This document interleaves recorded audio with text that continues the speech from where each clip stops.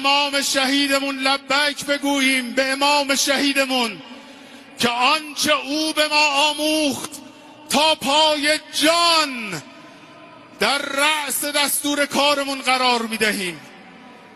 هم لبیک بگوییم با خلف صالح او، امام عزیزمون، ولی امرمون، رهبر معظم و معزز انقلاب اسلامی، حضرت آیت الله حاج سید مجتبی حسینی خامنه ای.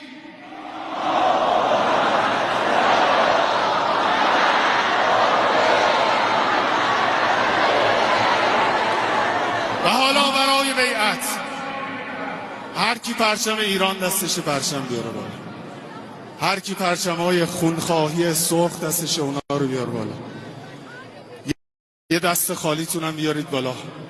میخوایم لبیک بگید، هم به آقای شهیدمون هم به آقای رشیدمون، اونهایی که آماده هستن. البته و صد البته حضور در این میدان خودش اعلام بیعت و لبیک گویی است. اما حالا میخوایم با صدای بلند و رسا دلخوشی دوستان ایران اسلامی، کوری چشم دشمنان انقلاب اسلامی و ایران عزیزمون اعلام کنیم.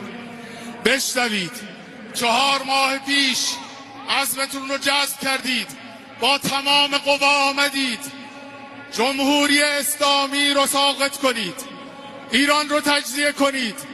اما ببینید و بشنوید، مستحکم تر از گذشته، پرسلا و بدتر از 4 ماه پیش اعلام میکنیم لبیک یا خامنه ای.